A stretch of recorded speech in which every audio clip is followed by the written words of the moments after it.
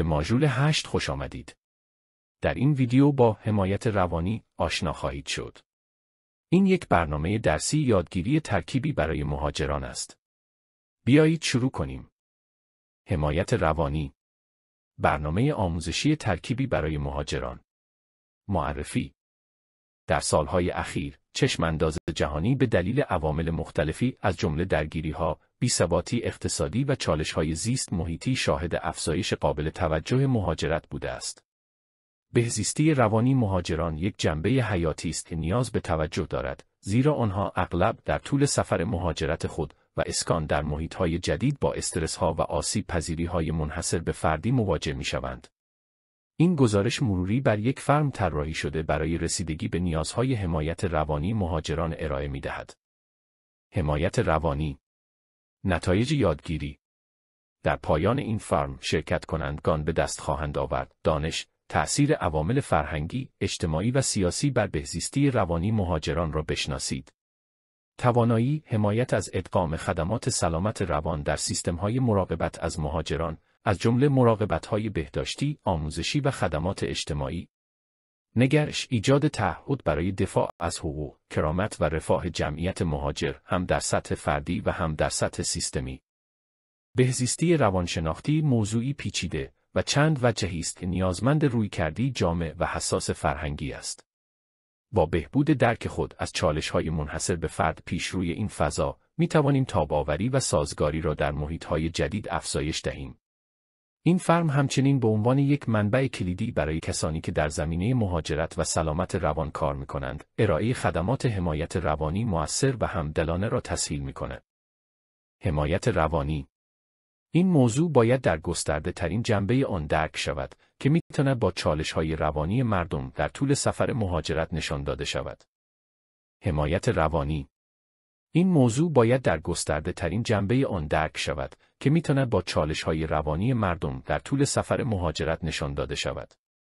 عوامل زمینه مؤثر بر سلامت روانی مهاجران، ملاحظات فرهنگی. مهاجران از پیشینه‌های فرهنگی متفاوتی می‌آیند که هر کدام دارای باورها، ارزش‌ها و مکانیسم‌های مقابله‌ای منحصر به فردی هستند. درک این عوامل فرهنگی برای ارائه حمایت‌های بهداشت روانی مناسب و حساس از نظر فرهنگی ضروری، زیرا می‌توانند ادراک فرد را از سلامت روان و تمایل به درخواست کمک شکل دهند. وضعیت اجتماعی و اقتصادی. وضعیت اجتماعی و اقتصادی مهاجران، از جمله دسترسی آنها به آموزش، اشتغال و منابع مالی می‌تواند تأثیر قابل توجهی بر سلامت روان و رفاه کلی آنها داشته باشد. عواملی مانند فقر، فقدان حمایت اجتماعی و دسترسی محدود به مراقبت‌های بهداشتی می‌تواند چالش‌های موجود سلامت روان را تشدید کند. چارچوب‌های حقوقی و سیاسی. محیط حقوقی و سیاسی کشور میزبان نیز می‌تواند نقش مهمی در شکل‌گیری سلامت روانی مهاجران داشته باشد. عواملی مانند وضعیت مهاجرت، دسترسی به خدمات اجتماعی و نگرش سیاسی نسبت به مهاجران می‌تواند به طور قابل توجهی بر احساس امنیت، ثبات و تعلق آنها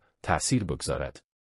ارتقای تاب‌آوری سلامت روان در مهاجران. 1. رویکردهای آگاه از تروما. روش‌های آگاه از تروما را اجرا کنید که تأثیر تجربیات گذشته را تشخیص می‌دهد و محیطی امن و حمایت کننده برای مهاجران فراهم می‌کند تا آسیب‌های خود را پردازش کنند و راهبردهای مقابله‌ای را ایجاد کنند. 2. حمایت از کامل به ابعاد مختلف رفاه، از جمله جسمی، عاطفی، اجتماعی و معنوی توجه کنید تا به مهاجران کمک کنید تا احساس ثبات، ارتباط و هدف را در محیط جدید خود ایجاد کنند. 3. مشارکت اجتماعی و حمایت اجتماعی، حس جامعه و شبکه‌هایی. حمایت اجتماعی را ترویج دهید که می‌تواند به مهاجران کمک کند احساس تعلق بیشتری داشته باشند و احساس انزوا و تنهایی را کاهش دهند. 4. ظرفیت سازی و توانمندسازی. توانمندسازی مهاجران با ارائه مهارت‌ها، دانش و منابع مورد نیاز برای هدایت محیط جدید، حمایت از نیازهای آنها و مشارکت فعال در فرآیندهای تصمیم‌گیری.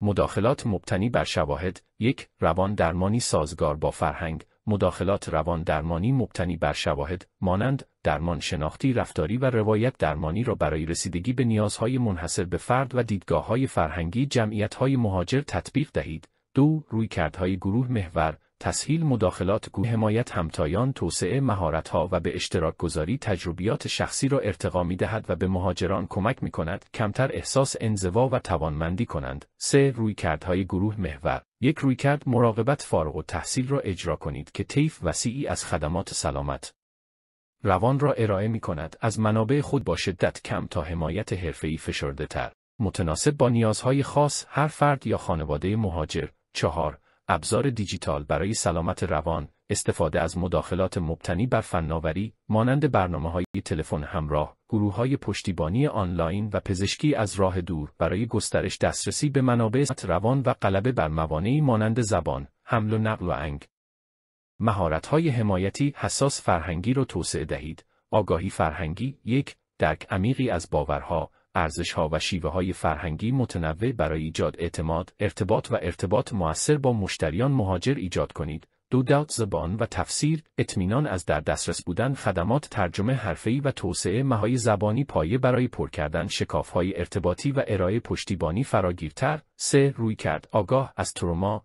از یک لنز آگاه از تروما استفاده کنید که تأثیر تجربیات گذشته را تشخیص می‌دهد، از آسیب دیدگی مجدد جلوگیری می‌کند و محیط امن و توانمندی را برای مهاجران ایجاد می‌کند داستان‌هایشان را به اشتراک بگذارند. 4. مشارکت مشترک. مهاجران را به عنوان شریکای فعال در فرایند درمان درگیر کنید و به آنها اجازه دهید نقشی محوری در تصمیم‌گیری و توسعه برنامه‌های حمایتی شخصی ایفا کنند. مهارت‌های حمایتی حساس فرهنگی را توسعه دهید. 1. آگاهی فرهنگی، درک عمیقی از باورها، ارزش‌ها و شیوه‌های فرهنگی متنوع برای ایجاد اعتماد، ارتباط مؤثر با مشتریان مهاجر ایجاد کنید. 2. زبان و تفسیر، اطمینان از در دسترس بودن خدمات ترجمه حرفه‌ای و توسعه مهارت زبانی پایه برای پر کردن شکاف‌های ارتباطی و ارائه پشتیبانی فراگیرتر. 3. رویکرد آگاه از تروما. از یک لنز آگاه از تروما استفاده کنید که تأثیر تجربیات گذشته را تشخیص می‌دهد، از آسیب دیدگی مجدد جلوگیری می‌کند و محیط امن و توانمندی را برای مهاجران ایجاد می‌کند داستان‌هایشان را به اشتراک بگذارند. 4. مشارکت مشترک. مهاجران را به عنوان شریکای فعال در فرایند درمان درگیر کنید و به آنها اجازه دهید نقشی محوری در تصمیم‌گیری و توسعه برنامه‌های حمایتی شخصی ایفا کنند. الآن دعنا نختبر معلوماتك من خلال تقييم سريع. اجب اون الأصيل التالي لم أعرف مقدار ما تعلمته. یکی از عوامل زمینه‌ای که بر سلامت روانی مهاجران تأثیر می‌گذارد. شرایط محیطی، وضعیت اجتماعی و اقتصادی، مشکلات سلامتی. 2. حمایت جامعه رفاهی شامل ابعاد زیر است: عاطفی، مقرون به صرفه، سرگرمی.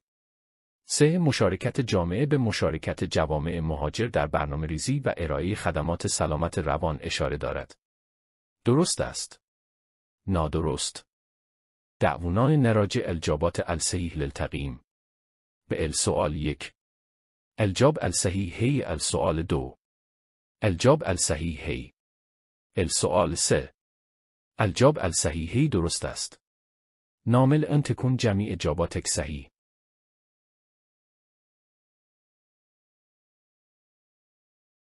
شكرا لك علي المشاهد. مشروع هضم معمول بشكل مشترك من قبل الاعتهاد الأوروبي ومع ذلك فن الآراء والأفكار والمعبر أنها هي آراء المؤلفين فقط ولا تعكس بالضرورة آراء الاتحاد الأوروبي أو الوكالة التنفيذي الأوروبي للتعليم والإسعاف. لا يمكن تحميل الاتحاد الأوروبي أو الوكالة التنفيذي الأوروبي للتعليم والإسعاف المسؤولي عنها